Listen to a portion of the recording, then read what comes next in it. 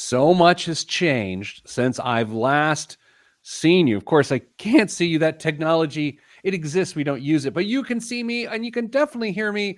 I'm Peter Dunn. This is the Beat the Planner show, joined by twin. Where have you been? Kristen and Eleni, as we're wearing the same shirt. We are. So I much love the has reference. changed since we've talked to the peeps. It's been a couple weeks. It's been a couple weeks. If you do remember on the last show that we were here, none other than Mr. Richard Swink, Big Rick Swink. Is his name?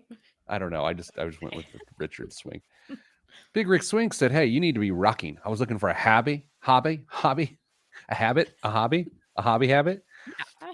And he said, you should consider rucking. And of course, if you were listening to the show, I said, well, what? And then I did, and I have. And that's what I've been doing for 2 weeks. And I love it. Kristen, I have a new hobby. I am really excited. How long do you think you'll be excited? That's an interesting question. I'm currently feeling excited. Good. So here's the plan. Hi, Andy. Hi, Jason. Good to be with you this morning. Here's the plan. I want to put in 50 miles of rucking before I start to acquire rucking equipment. Okay, that makes sense. And I ruck during my son's soccer practice, so I'm just rucking on paths. I kind of shake my hips side to side, you know? Hello, Cheryl. Hello, Danza. Another dad said to me last night as we're kind of watching the boys wrap up, he said, hey, I saw you walking with a backpack. Waiting there. And I mean, the alternative is there's burritos. Like, right? It's like, no, I'm just carrying around copious amounts of fattening food. But the reality was I was carrying weight and he was a fellow rucker. And so then we had ruck chat. What? You already have a community. I'm so excited. It's a great time. And by the way, how are you, Kristen? I am doing well. Thank you for asking. Can I ask a follow-up question about your rucking? Yes. What kind of like heart rate goal do you have for this? Okay, so this is interesting. The first time I went out rucking, I definitely, hello, Jen. Hello, Jo. I went out hard. Yeah. Oh.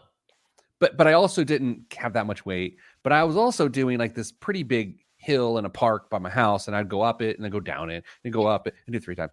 So I got to like 135, which is okay. But now I've just been rucking on these trails and there's no elevation change. And I have picked up the weight significantly. I'm only around 119. I can't really get much around 120. So I'm either going to need to up the weight or maybe get off of a paved trail. Or quicken your pace. Sure. There's that. Kristen, the other thing that's been happening since we last all joined each other is, I don't want to call it Return of the Mac, but you love that phrase. It's the greatest song ever.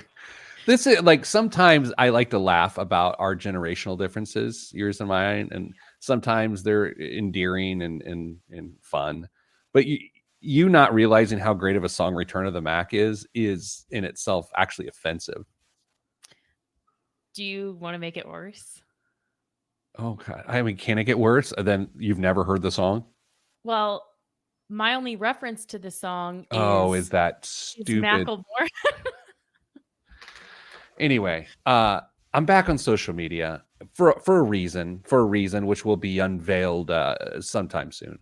But I'm back, and I'm just kind of loosening up, getting my vibe back. I used to be good at it, if you can be good at those things.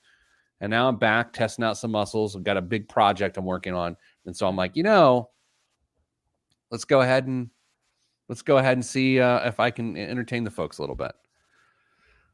I'm excited. It's helping my social media presence. Danza asks, how does Pete feel about the soap commercial defiling his jam? That would be the Return of the Mac soap commercial. I actually have mixed feelings about that, Danza, because I love the song so much. I love hearing it whenever I can. But the fact that it is being used to soapin folks is a little weird for me. Soapin's a verb? Not. It might be. You can make it one, but it's not. Oh, Chris. Dame's on vacation. I think. I don't know. He's not here. Do you remember the last time he fled a hurricane? Yeah. His family was at like Marco Island or something, right? I think you're going to say Mar-a-Lago is where I thought you were going with No, that. no, I think they were at on Marco. Well, anyway, um, hopefully he's not fleeing another hurricane. Yeah, hopefully not. Hello, Tom Ricks. Good day. Good to be with you. All right, Kristen, we got a show. Let's do it.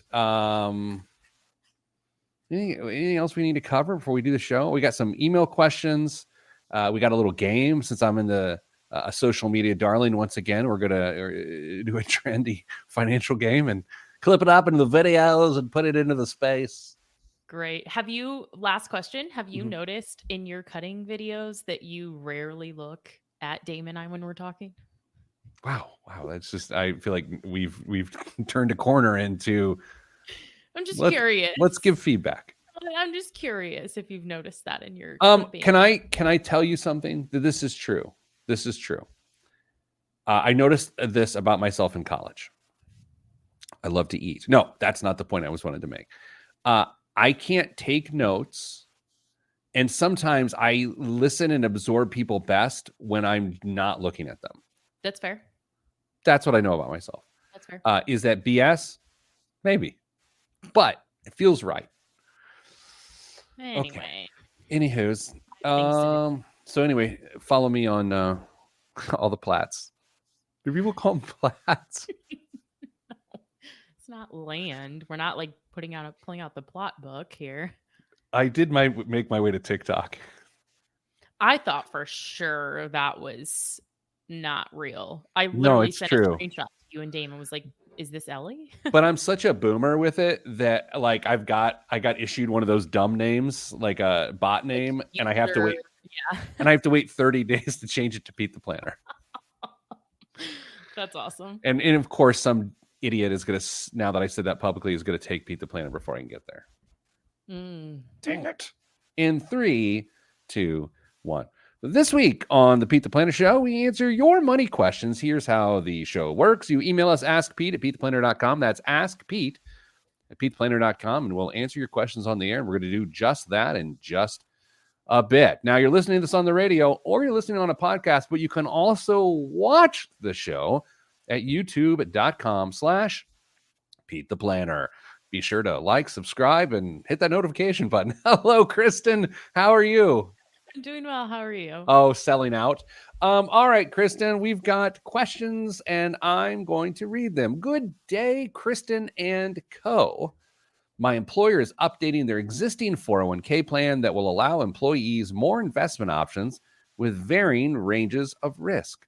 With this change also comes the option to choose between a traditional 401k versus a Roth 401k. The Roth 401k seems like a no-brainer, but I'm worried that I could potentially miss out on the company's match and its long-term returns. Here's why.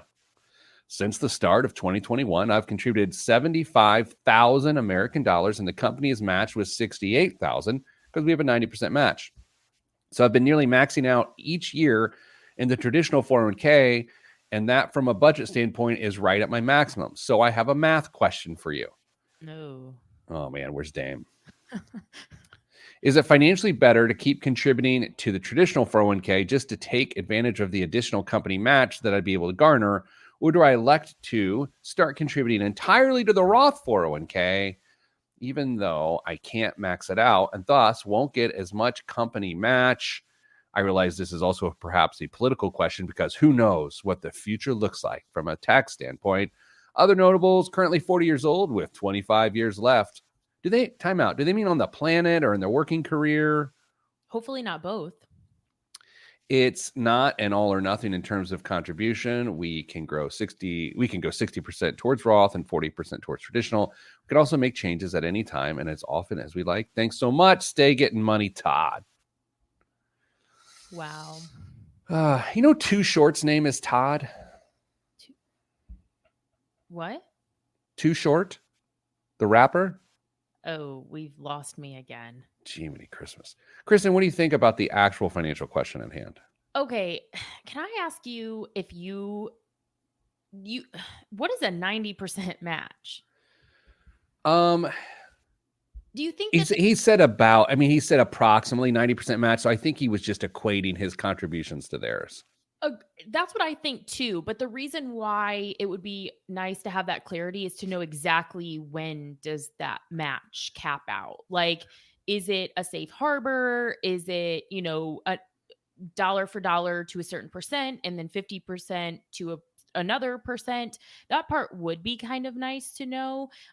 So that was just, I didn't know if there was some kind of new match I'm not familiar with. Okay. So for 3.5, so 2021, 2022, 2023, and then so for 3.5 years, he's contributed $75,000. So that Wow. actually helps. Okay. So let's see what that looks like. Just call it, I mean, if it's 3 years, it's 25 grand. Well, it can't be 3.5. It's 21. So he's maxing out. Yeah. He's maxing out. Okay.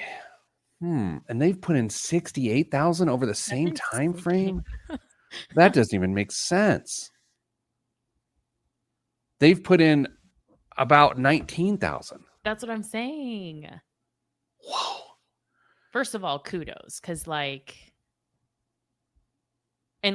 mean, maybe they're just a really, really high income earner. Maybe this is, a 3%, 5% match. All right. What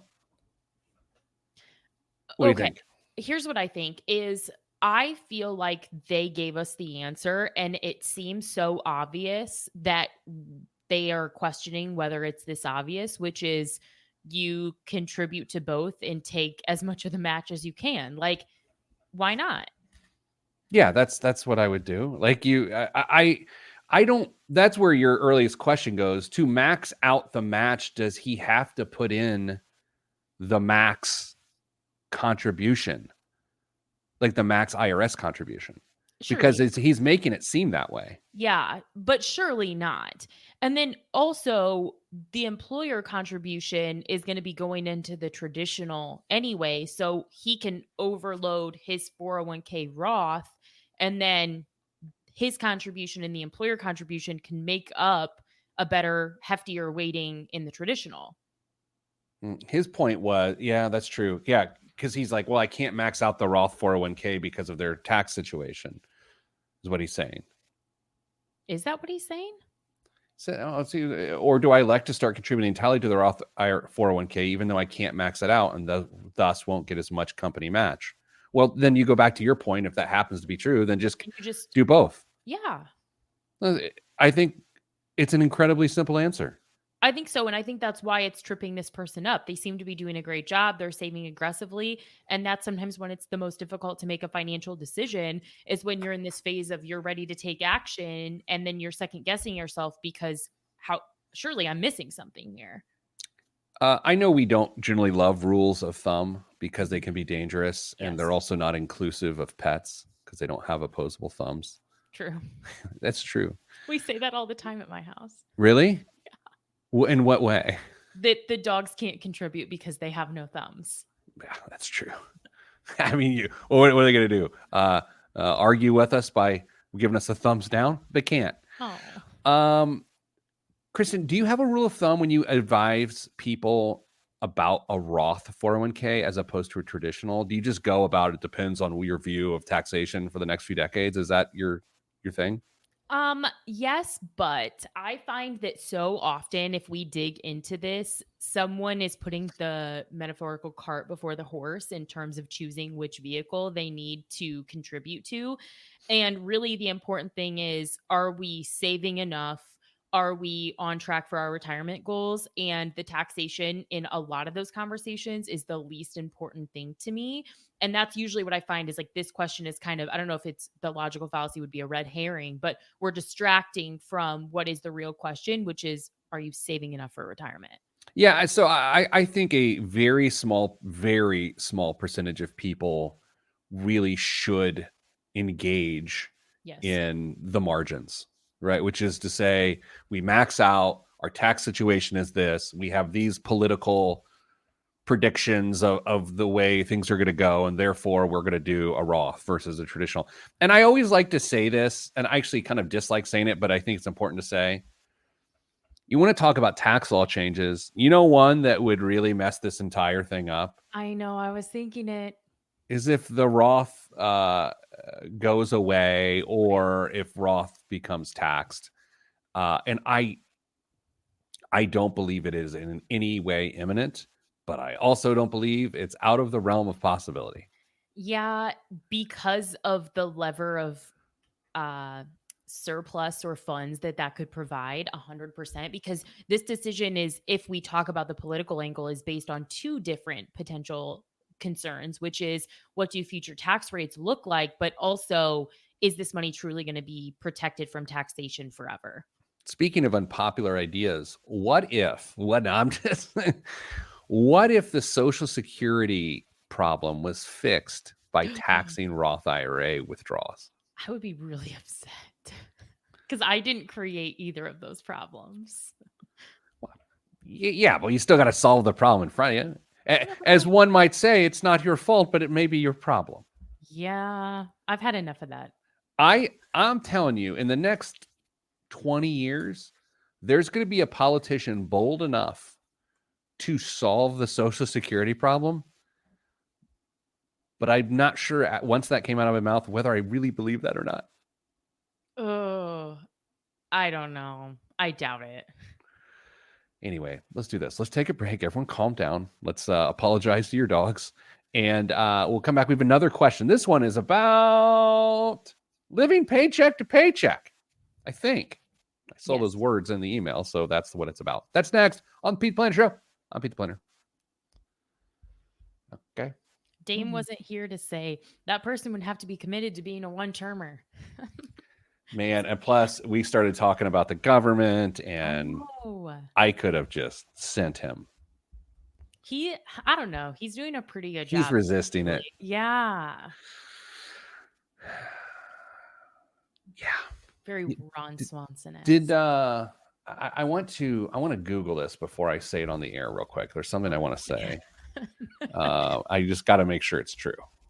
That's probably your journalistic integrity is appreciated. It is true. Oh, we don't know if it's true. I can't tell. Now I got to go to Twitter to see if it's true. I thought you weren't on Twitter. Oh, I mean, I get pulled up. Let's see. This makes for such great broadcasting, but it's important enough to check whether it's true. I just got a text from a person. Okay, it is true. This is true. Oh boy. So Trump did sit down for an interview with Dave Ramsey. That's something. It certainly is. So apparently the Ramsey team reached out to both Vice President Harris and former President Trump, and Trump sat down with Dave. Do you think Dave will freak out by the amount of debt that Trump has? No. I bet he will. You know, will he tell him to act his wage? Oh my gosh, can you imagine if he tough loved him? What if he tough loved him? That would be so entertaining. I'd watch that. I for sure would. It'd be hard for me to watch that, but I might watch it. Anyway, today we're joined by Donald from Florida, who's got $500 million of debt. Donald, time to cut up the credit cards. Okay. Anyway, good times. All right, let's do the next thing. It's called a segment, and it starts in 2 seconds. 1, 2. Back on the Pete the Planner Show. Kristen, we've got another question that someone emailed us, and now I'm going to put it in your ear. Here it is. Hello, Pete and team. Time out. That's not the name of the show. It's Kristen and Co. And that's it. I have a friend and his kids that recently came into a small bit of funds that they can start finally doing some planning, as opposed to living paycheck to paycheck. Time out. Kristen, I have seen this situation dozens and dozens and dozens of times, and it either will change their life forever in a good way, or whatever has been going wrong will accelerate into an awful, unsolvable problem. How's that for a dystopian view of financial management? Love your outlook there for said emailer. I pointed them at a few of your books and the podcasts. They're already in trouble. So kind. But they started feeling overwhelmed when they saw how many episodes there are. So Believe me, they're relatable. all garbage. I'll be honest. Which episodes or playlists would you recommend for complete beginners to investing and budgeting with like $4,000 to $6,000 seed amount? Big pause. That was like the reveal. By the way, thank you for the email. Thanks for thinking of us. Kristen, someone comes into $4,000 to $6,000. Which radio show of ours or book or whatever do we want to separate the asks? Because there's like a media question and then there's $4,000 to $6,000 question. Yeah, I think it's both. And really, why don't we just say this episode? Don't feel overwhelmed. We'll just this episode. What? I hadn't even occurred to me. Were you setting me up here? Yeah. That's genius. I hadn't even thought of that. Well, it's episode 5. I don't know what episode this is. Okay. All right, Kristen. Let's say someone was living paycheck to paycheck. Yeah. And they came into a bit of funds. Yes. $4,000 to $6,000 to start doing something. Mm-hmm. Go. The worst. Do you want to say the worst things they could do? Yeah, sure. I mean, let's terrify them because they've already done them and now they're Maybe they haven't. So avoiding the temptation to purchase anything that depreciates is so key, especially if you're going to have a monthly payment on it. Okay, if a person doesn't have a high financial acumen, they're just getting their stuff together, you may need to talk about things that depreciate. Like what are you talking about? Like an ATV? Yeah, or a camper or a car, something that, you always hear as soon as you drive that car off the lot, the price, decreases by X percent or whatever. That's what we're talking about here, is making a purchase of something that isn't a consumer good. So this is different from going to the grocery store or purchasing the things you need.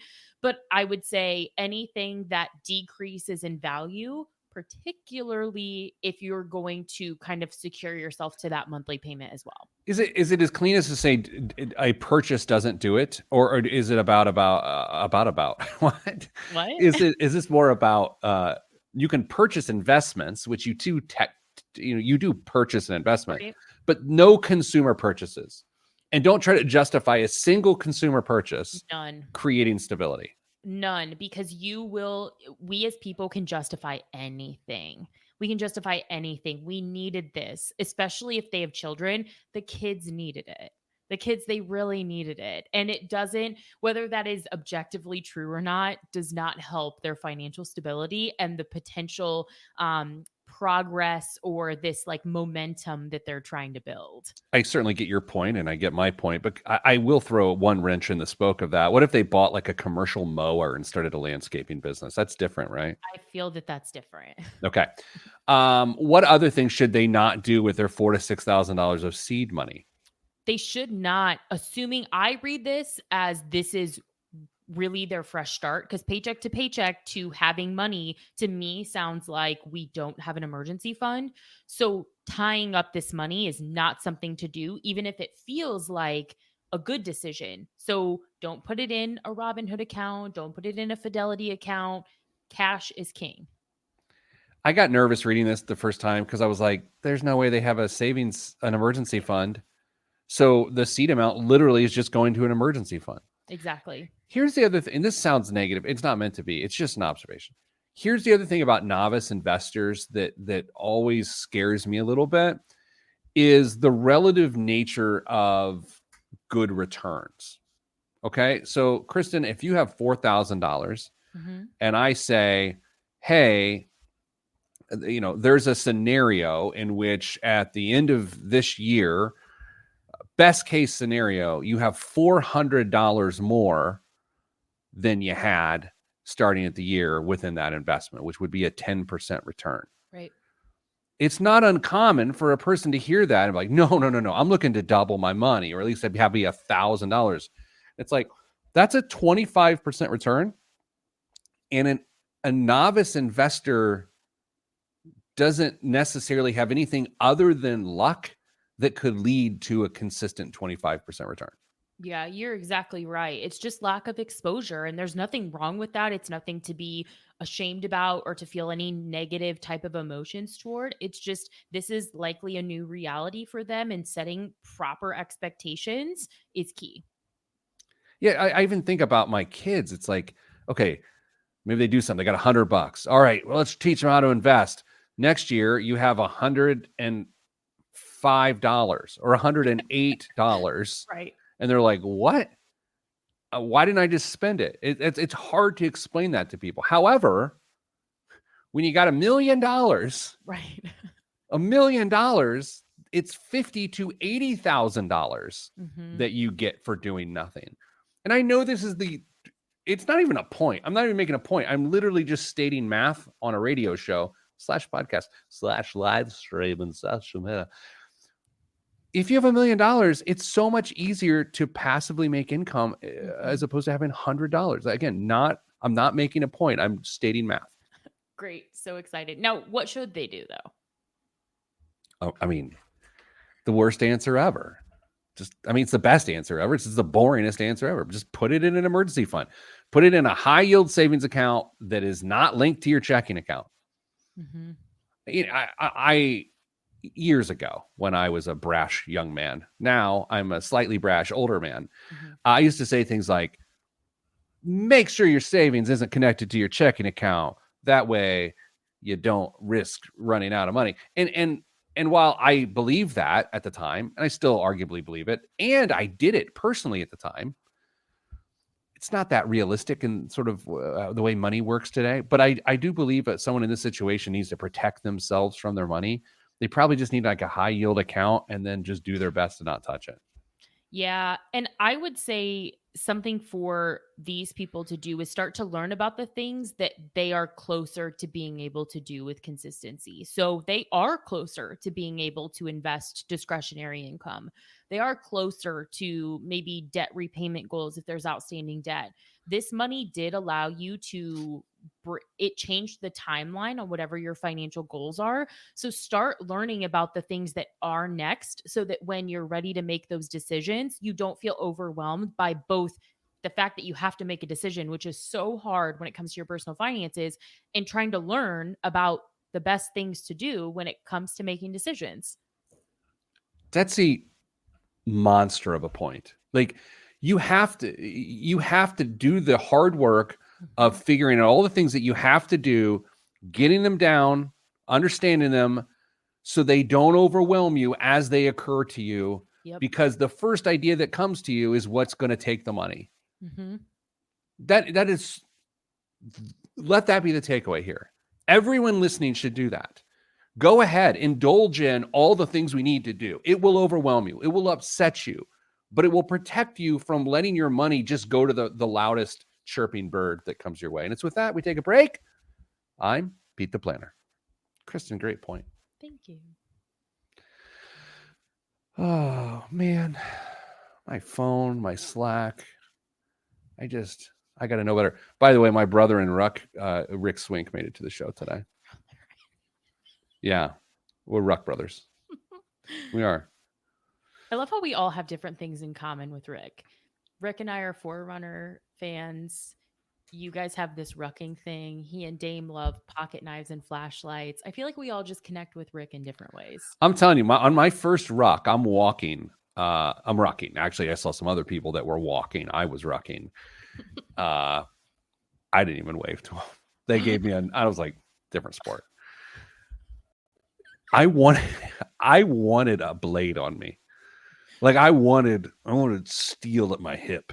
Oh my. But I don't know why. Like, what if I'm rucking? Hear this out, Chris. I'm rucking. I've got a big hearty homemade stick of like venison summer sausage, and I'm just using a fine steel blade To like to snack as just you go. to To snack as I refuel. go, and just like it's like charcuterie meets rucking. It's honestly kind of on brand. I mean,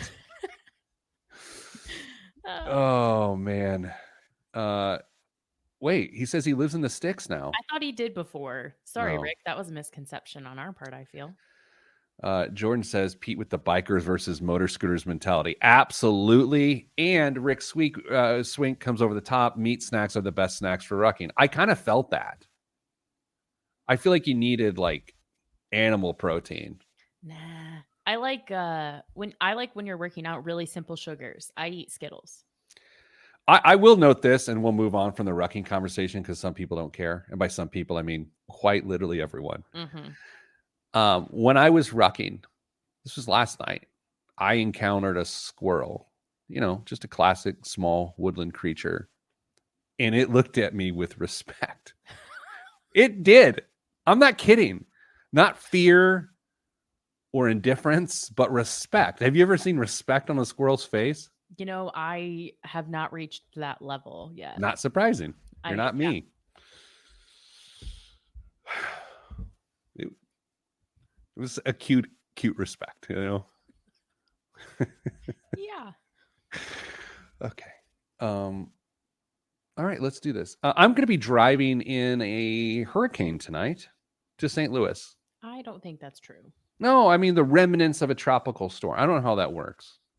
Lots of rain. Just a lot of rain. Okay. So you've got this game set up? Sort of, yeah. Sure. It's better than I do. In 3, 2, 1. Back on the Pete the Planner show. It's game time, everyone. It's everyone's favorite game called Blind Ranking Budget Busters with Pete the Planner. Beautiful. Can't remember a thing you said. So what we're going to do is Kristen's going to give me 5 budget busters. Mm-hmm. And am I going to rank them from what I think is the best or the worst, like the biggest budget buster or yes. Yeah. Okay. Yes. Number 1 would be the biggest budget buster. Number 5 on the ranking would be lesser so. And I don't know what's next and I can't move them around. They have to stick in the thing. And what this is going to cause, Kristen, is a social media sensation. I will also note that this is going to cause me to do some editing and graphics so I can keep up with the trends. Wonderful. I'm really excited for you. Okay, do you want your first one? Okay. First one. This is the first time I've ever done anything like this, but I've seen these videos on the internet. So let's see. Okay. Getting a raise at work. Oh, I mean, that's dangerous. Mm-hmm. That's dangerous. Getting a raise can make you feel abundant quick. Correct. And all of a sudden, every decision you make is influenced by that larger amount of money, and that larger amount of money turns into no more money very quickly, especially if you don't save the raise. I'm going to go, man, that's a really good one. I think what the people do is they give themselves a wiggle room and they go 3. They start with 3. Okay. I feel like that's the technique. 3 for getting a raise. Which is so funny because on the surface, it's like, how could that possibly be a budget buster? But we have that conversation a lot. That's why I threw that one in here. I thought you'd like it. That was a really good one. You're having a great show. I mean, 5 stars. And this is the type of segment we have to do without Damien because he's not willing to not explain the nuance. Okay. Second one. Placing household items. Could be like your dog food, laundry detergent, just like things, your consumer goods on auto ship. It was ship with a P. Correct. Okay. Misheard it. 5. Okay. Do you want to explain that one or do you want to hear where I was kind of coming from with that one now that you've already ranked it? Go ahead and then I can shut it down if I have to. Okay. So I feel something that I'm kind of in tune with is I do have some things that are shipping automatically. And I have, since I set those up, some of them years ago, completely lost sight of how expensive some of that stuff is.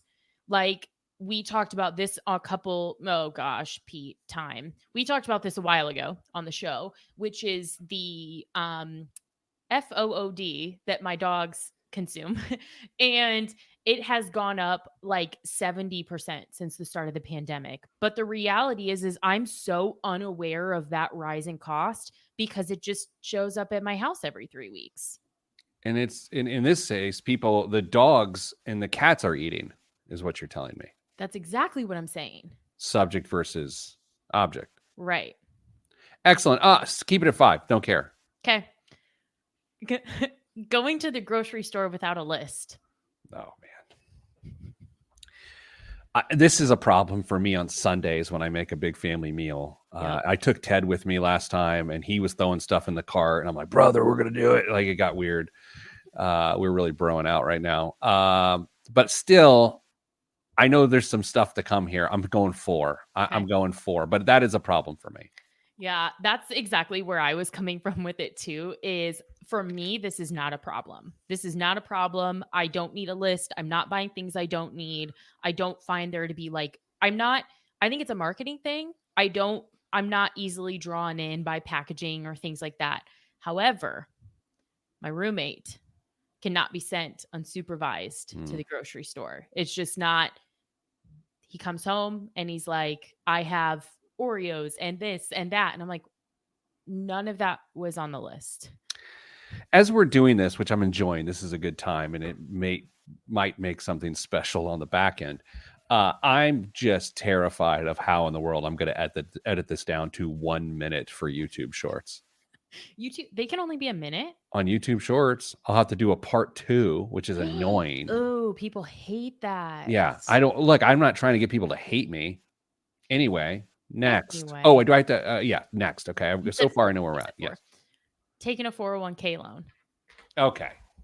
The thing is, I'm going number 2, and here's why. It's not actually a budget buster. It's just a bad idea. Like it is. It could bust your budget in the sense that then you have to repay it, and so then you're taking some out of your paycheck. I feel like there's something on the horizon. You save something for the end to really put it to me because you think I'm an amateur, and I've made room for it now, so I feel great. You have made room for it. Here's what you're gonna say: having kids, number 1. I was gonna put that in here, but I didn't because I gave my opinion on that a lot 2 weeks ago. Okay, hit me. Buying a house with a friend. Oh, I mean, buying a house and then whatever you say after that is irrelevant. Yeah, it's 1. Yeah, absolutely. I did see, I think it was the Wall Street Journal this week, which if I don't have a subscription to, because for some reason I can't subscribe to the Wall Street Journal. I've talked about this before. It won't let me. Right. So you didn't read it? I read the first sentence and the headline about there was a big trend of people buying homes during the pandemic with friends, and now they want out and they don't know what to do. I'm out of news now. Oh, no. Okay. You know what? But I think people want to hear more about that. I'm sure they do. Buying a home is a budget buster, plain and simple. It is. I've complained in the last month about the number of stuff in my house that just keeps breaking. Here's one. Mrs. Planner and I were talking about this morning. Our little 12-year-old mini-me that looks like me, now he's doing 2 showers a day because he's like cares what he looks like for school, so he wants his hair to look good. Well, it's better than the alternative. Sure. Yeah, no, I mean, he's, that's pretty good. And then he just has one after soccer training. Twice the number of showers basically every single day. It doesn't affect our water bill, but it's affected the amount of water softener salt I have to buy. And we were like, why do we have to keep putting so much salt in the water? It's because of our smelly tween. Yeah. And then the wear and tear on the unit. Do you know how expensive a water softener is to maintain? I have no idea. Do they go bad? I feel like I should know this. Yes. So recency bias here. I had to have a company come and re-bed mine is what it's called. And they had to add new resin and all these other things. I was going to do it myself because some of us sometimes do stuff like that. But what? That was a shot. Well, I wasn't here 2 weeks ago when you talked about it where I could really get you. But do you want to, I feel like this is setting you up. Do you want to guess how much it was to just it was just maintenance on my water softener? Okay. By the way, I'm guessing from when I bought my water softener in 2007, I think it was between $1,100 to $1,400. It's somewhere in there. You're saying? Yeah. For the whole darn thing. To reseat it? Bed.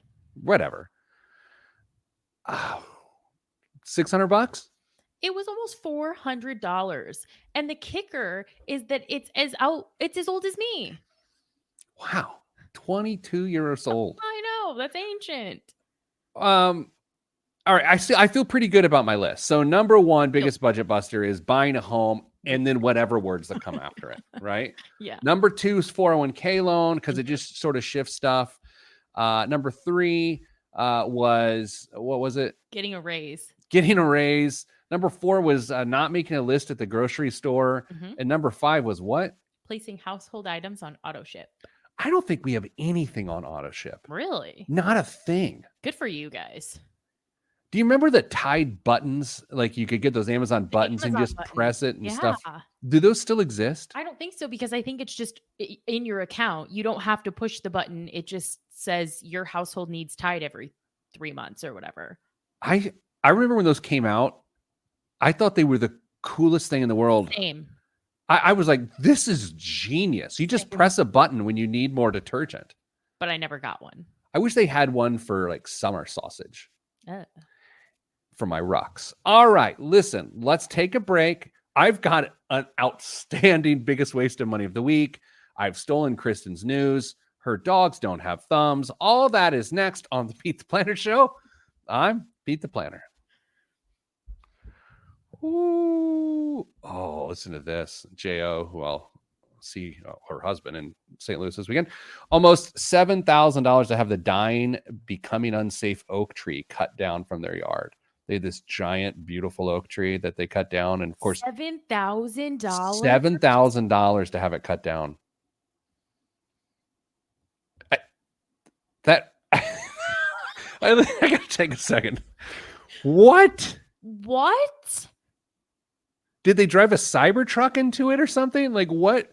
How in the world?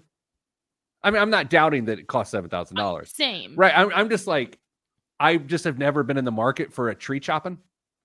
Valid. Oh my but God. then they took away the wood and they probably sold it. Sure. To the guy who lives down the street from me. The guy selling all the stools. Local firewood. 15 people. 15 people. I feel like I don't fully understand how big this tree was, Julie. It was huge. I will say this, that there were squirrels involved and none of them looked with respect. Yeah. Yeah. We got to keep it moving. Same. I got stuff to do. Oh my gosh. I'm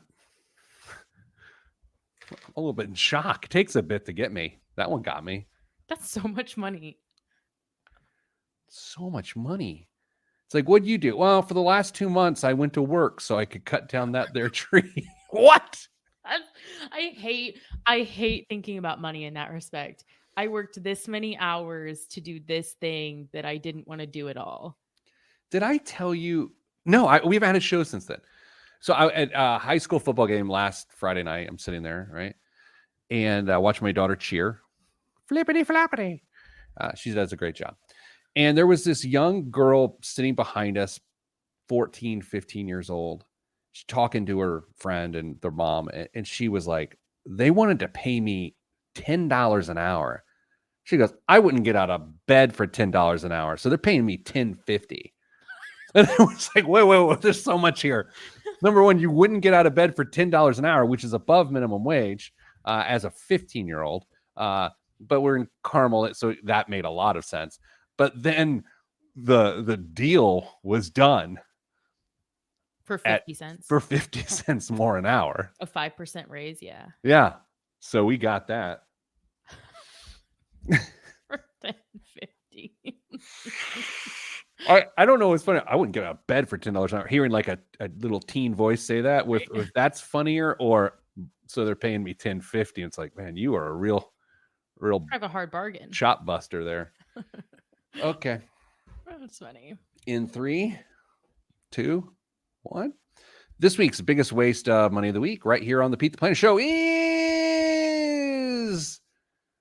the Louis Vuitton Pharrell Williams bed trunk. The original Louis Vuitton bed trunk was introduced in 1868, giving travelers a consistent, more comfortable place to sleep as they explored the globe. It was reintroduced last April, and now it's gotten a makeover from the Masons' men's creative director, Pharrell Williams. He's given it a slightly historic makeover with a distressed stripe pattern on the exterior and interior inspired by canvas dating to the 1870s. Pharrell's signature LV Lovers tag is present on the trunk's sides, while the mattress pad features a subtle camo motif, stolen valor. Oh my It's God. joined in the lineup by a version heavily styled by LV's artistic director of women's collections, Nicholas Gascari. So, Kristen, for this bed, and I don't know if you understand this, it is a giant LV trunk, like a foot locker that's huge, that looks like a twin, maybe a twin bed folds out of, and so you can sleep with this bed trunk. How much do you think this costs?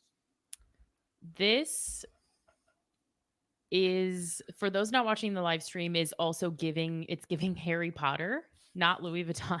in my opinion. Sure. But this costs $13,000. Oh, you are just what was the old rule on this show for you on guesses? I was supposed to double it before. No, it was multiply by 10. Oh my. It's actually $221,000. No, it is not. $221,000 for a Louis Vuitton bed trunk. That's a great one, isn't it? And what are you doing with this? Who vacations with their bed? Well, what I do in my bed is sweat and snore. What others do in their bed, I have no idea. Anyway. All right, Kristen, what's in the news this week? You're going to love this one, Pete. Fidelity slashes mobile deposit limits following the fraud wave. Fidelity Investments put stricter guardrails on the deposits customers make through its mobile app, hitting back against a check fraud scheme that targeted the investing giant earlier this month. Fidelity slashed the amount certain customers can deposit into their cash management accounts to $1,000. Do you want to guess what the previous limit was for a check deposit through Fidelity? $5,000. $100,000. Why? What? Yeah. The Boston firm is also subjecting some account holders to a 16 business day hold on deposits before That's the crazy. money is made available. So that's okay. So 100,000 is dumb. Correct. And 16 days is dumber. Correct. Like they're giving you this illusion of choice of like, we still want you to be with us, but actually we don't want your business is what this feels like. Like we don't want you depositing these checks because who's going to wait 16 days for their check deposit? Isn't this like we were talking a couple weeks ago on the show, like these new hacks Yeah. where you just like, just check fraud. You write a check that you can't cover, deposit it or whatever. And, right. and there you go. I just feel like there has to be a better mechanism for preventing fraudulent activity that doesn't basically make it impossible to do business with them from a cash management perspective. Generally speaking, and I know they're depositing into an account, but when I make a deposit into an account as opposed to an asset transfer, like if someone writes me a check and I just need to deposit it, it's generally a pretty small check. Right. Like it's usually $1,000 or less. Right. So who apparently you and I live in a completely different world where we just don't have $100,000 checks sent our way that we would deposit. Yeah. I'm not sure why in a cash management account we're dealing with checks at all, really, but that's okay. I will say this, and this may impress you. Okay. I pay my mortgage in person, physically, hand them a check. I deposit checks when I receive them via the mobile app. Oh my word. Look at you. I know. I mean, sometimes I'll fax them, but usually it's the mobile app. Really with the times. What else is in the news? The story you stole. They bought homes with their friends and now they want out. Buying a home with friends sounds like a dream until it isn't. More friend groups bought homes together in recent years, especially those who couldn't afford to go it alone in the feverish pandemic housing market. There was the fantasy of hanging out around the fire pit together, splitting up solo weekends, and all of it comes at a cut rate. Now, as some look to exit, they're facing a dilemma. How do you untangle shared finances without damaging friendships? I've only had roommates when I was in college, right? Like that's the extent of it. We got along well. In fact, the tree chopper here, Luke, it was a college roommate of mine. Got along fine. I've never had a roommate as an adult, though, and I can't imagine it's sitting around fires and this and that. Like it's not that glamorous, right? I don't know. I mean, to say that I don't get it wouldn't be fair because the what do I want to say? The barrier to home ownership as a single person, it is just so hard. And to say you and your friend who you were going to live with anyway can own this house instead, and you can potentially, I'm not going to say you will, but you can potentially build equity. I totally get the appeal. I do. It's just wrought with, of course, this was going to happen. Like Right. there's no other path. I mean, there's what 5% of the time it works out. People sell and go their separate ways because inevitably, what if someone wants to get into a relationship and then they want the house? I mean, this feels like a young person thing to do. It is, I think.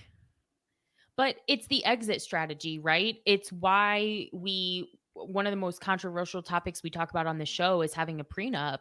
And this is, you need to have like that version for this is like the exit strategy when there is a lot of money that needs to be exchanged or someone has to take on more debt. Because, like, if you think about Pete, in the last 2-3 years, the increase in a home price, we're talking the equity that someone is going to then have to come up with to buy out their friend. It may have even made it harder for them to buy a home, even though they're currently a homeowner. Unbelievable. Because I'm just sitting here thinking, I'm like, there's no way it goes well. Here's how this used to go. The smart friend would make the purchase and then just take rent payments from everyone else. Mm-hmm. And so then when you try to get two smart people involved, it doesn't end up being so smart because then the separation is really messy. Yeah. But I think that's the problem is like even the friend that potentially had the highest degree of financial stability could have either been priced or income out. That's not a word. Yeah. From Oh, yeah, it is. A person can be soaped and they can be incomed out. correct. Yes. I have to say, speaking of housing, and there was an episode of the New York Times Daily podcast this week about why housing has gotten so crazy. Yeah.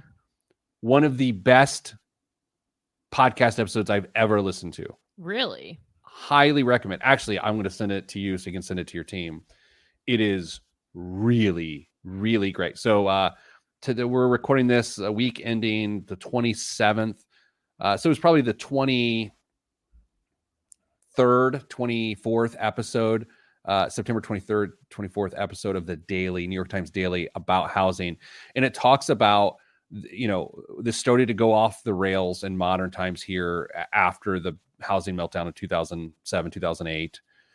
And then it went crazy from there. So listen, if you're interested, and if you're feeling down and out about not being able to buy a house and feeling like you're lesser than because you can't figure it out, listen to that episode. It's really enlightening. Kristen, do you have time for a 30-second story? Yeah. Regional airlines are doing terribly and need a recession, according to the Wall Street Journal. In the latest annual report published a few days ago, Regional Airline Association revenues are the lowest they've been in 2 decades. And what would a recession do? There's a whole bunch of regional airlines. Are they really regional or are they big airlines? Like, there's way too much to dig into. Sure. The thing is, and no one loves to hear this, a recession is the solution to a problem. No one loves to hear it, but the reason a recession exists is to level out the market and the economy. Anyway, that's it. Send you good vibes because good vibes are all that's in the budget. I'm Pete the Planner. This is Pete the Planner Show. That was that. Cool. 54 minutes. All right. Now I'm going to dig into the dumpster fire. That's my Slack. This is what happens. 2 days left in the quarter. I got work to do. You're already on your Slack. Look at you. Sorry. Was that you on your Slack? Because that was a Slack face if I've ever seen one. It was. Well, because my quarter ends in an hour and a half, and I still have 2 more meetings before then. So. Okay. Well, good luck with your life. Everyone else, stay getting money because I'm rucking.